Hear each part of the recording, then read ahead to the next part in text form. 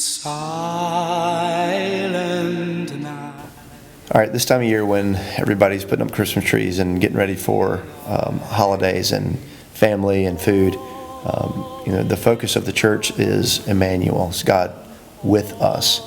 And I know that you have been getting together with some neighbors around where you live, talking about what this looks like and using this season as an opportunity to engage in that way.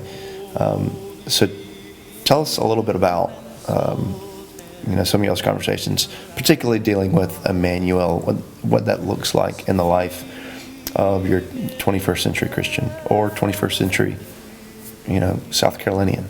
Yeah, last night we talked about this issue of in the greeting that the announcement that the angel makes to Joseph in this dream that he has that's recorded in Matthew 1:18 through 23. The crisis that announcement brings in Joseph's life, or the confrontation that brings about in his life.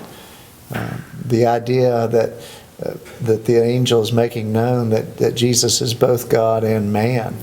And Matthew reveals that this announcement was made to fulfill what the prophet had said in Isaiah 7:14, that his name would be Emmanuel, meaning God with us. So one of the things we talked about was just what does that mean, God with us? If Jesus is actually God and man being with us, what kind of crisis does that cause in our life? What kind of effect does that have? And so we talked about that in Joseph's life, about one great effect that had upon him was he no longer could have this self-determined life. The text tells us he was a just man. Because Mary was found to be pregnant with child, he was going to put her away quietly. But God changed all that for him. And so Joseph would live the rest of his life bearing that reproach. He would be known as the man, who married this woman, whom Jesus would become known as an illegitimate son to many. Even later on in his ministry, we see that. And so Joseph would always be known by the shame that was associated with being associated with this Jesus of Nazareth, with this man whom so many rejected. So with this understanding of difficulty that God graces us with, in Joseph's life, for example, how do we fail to communicate that when we communicate the gospel today? I think we fail in the sense that we make God for us. It's not God. Emmanuel doesn't mean God for us. It means God with us.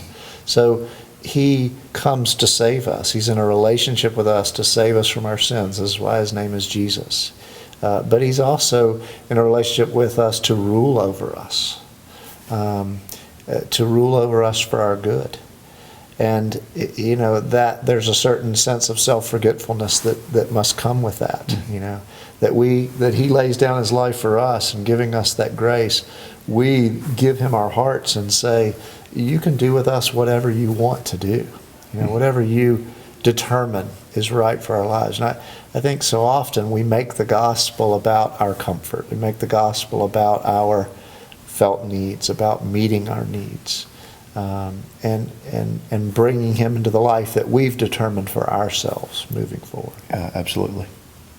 So when we wrestle with this season and we're reflecting on God with us, it's actually healthy to remember that his grace doesn't always produce smoothness and comfortability.